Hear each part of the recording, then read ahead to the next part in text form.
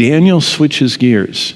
And most Bible commentators say that in verse 36, we're looking forward to what we would call the tribulation time and the Antichrist. Now, why am I saying all that? Because what you get from Daniel is, Daniel 10 tells us that there is a Persian connection.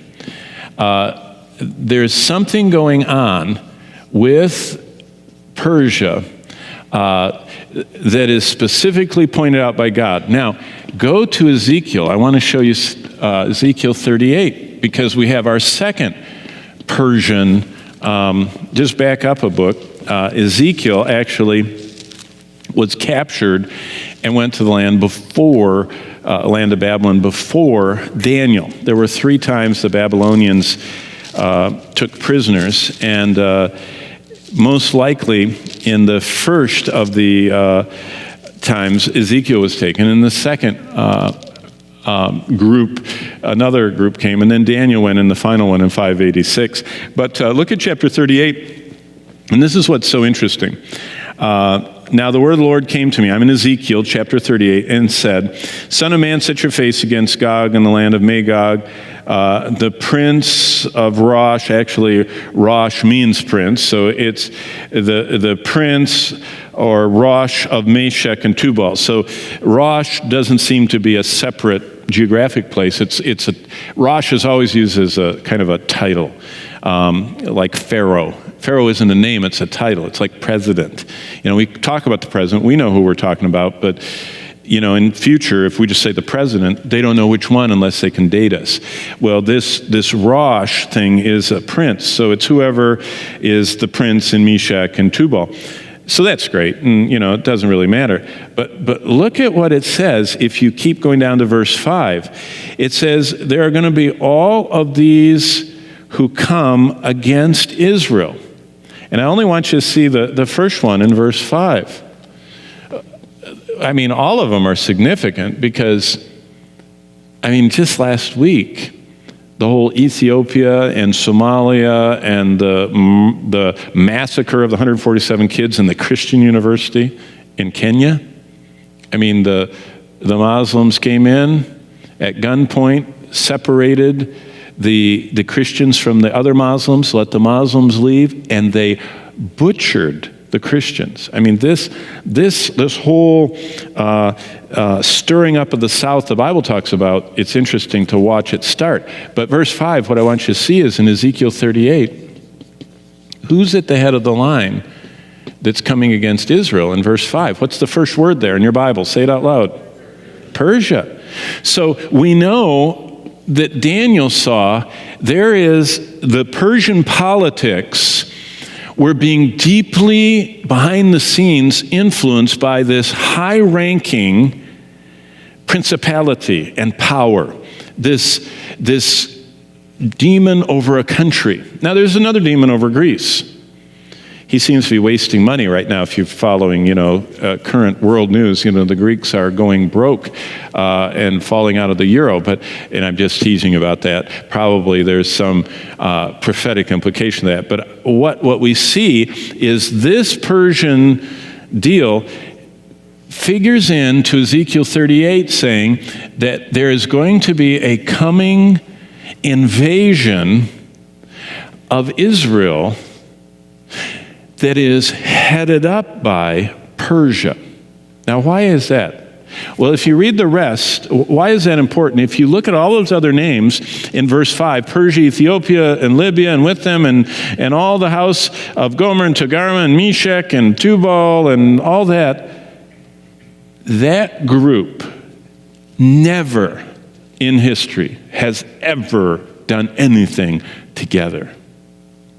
This is a historical anomaly looking back. Never in history has Persia, Sudan, Libya, Algeria, Turkey, Central Asia, never have they all attacked Israel, ever. This is a coalition coming. And Ezekiel says the one that's going to rev it up is Persia. If you want to find Persia in the news, it's called Iran. There is no nation on earth that has threatened Israel more completely for annihilation. Now, Hitler just wanted to kill Jews. He didn't care about Israel. He just wanted to kill Jews. The Soviets pogromed the Jews until 1 million of them fled and went to Israel. I mean, we know history. I mean, the Spanish martyred and killed the Jews, and on and on. The Crusaders killed the Jews. But no country has so frequently, publicly, categorically, even this week said, there's no reason for Israel to continue to exist, and we will destroy them. Not just we don't like them, we're going to boycott them, we're going to apartheid them and economically ruin them. We are going to kill them. Now, last thing, because it's time to go. There's something that always identifies where Satan is involved. It says in John 44, Satan was a murderer from the beginning. Satan is always close to murder and bloodshed and killing. It's almost like a fly. Satan loves killing.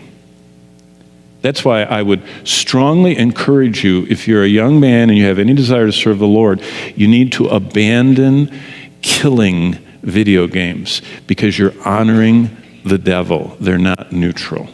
Satan came to kill and steal and destroy. Those are the three themes of most male-dominated video games: killing, stealing, destroying. Grand auto theft, stealing, and killing and destroying are all the rest. Satan's realm, he's a murderer, he loves bloodshed, he loves destruction, he calls his demons Abaddon, destroyer, and all that, and this is all the video game stuff. Satan is one who comes to kill and steal and destroy.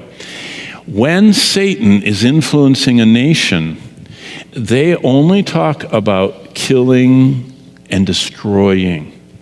And I'm not talking about the Persian people. I think the Iranian people today, I've baptized several, and I count Iranians as some of my dear friends. I'm not talking about the Iranian people. I'm talking about the nation of Iran in the hands of its current leaders who are tied to high up principalities, have this unhuman, it's demonic, it's not human, it's a demonic passion to destroy God's chosen people of promise, the Jewish people. And how does it all end? And I'll end now because we only have 4 minutes. Go to Revelation 12, because what's really interesting is the end of the Bible is all built around all this stuff that Daniel and Ezekiel talk about. God kind of wires it all together.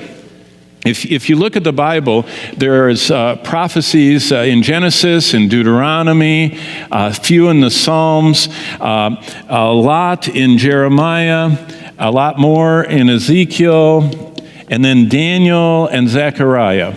Those are all kind of streams of prophecies about the last days, but all of them are wired into the book of Revelation. And that's what makes Revelation so interesting. The revelation of Jesus Christ has 404 verses, and it has 800 quotations and allusions to, there's even some in Exodus, to all these Old Testament books are all feeders into. You can't really understand Revelation without following the trails back to what it's talking about. And look at chapter 12. This is just phenomenal.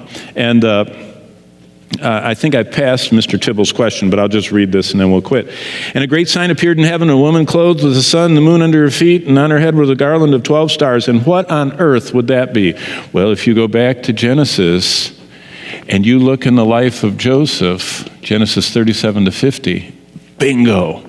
You know what that's talking about. That's a description of Israel. That's a description of the 12 tribes and the whole thing that Joseph saw when his brothers were, he saw all of that. It's interesting. Okay, so we've got Israel and being with child. So Israel has a child.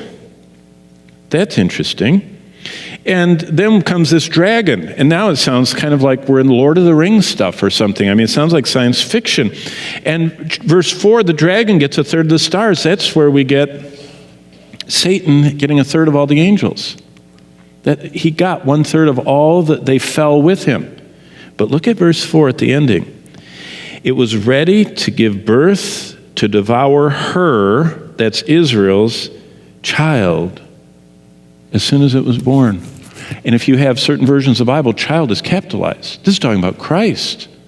So the nation of Israel had Christ, through Mary and, through the seed of the woman. And we've talked about the virgin birth and everything, but it was through the line of David and Abraham, Isaac, and Jacob and the 12 tribes and all that. But look what happens. Verse 5, she bore the male child who was to rule all nations. That's Christ with a rod of iron. That's Psalm 2. I mean, all this stuff is just wired back to the rest of the Bible. And her child was caught up to God. Now, that's the end of the 40 days after the resurrection, the ascension. Jesus went up. And so the woman fled in the wilderness, and God prepared a place for her for 3.5 years. And war broke out in heaven, verse 7. And Michael and his angels fought with the dragon. And all of a sudden, we are seeing in Revelation that Satan has one goal.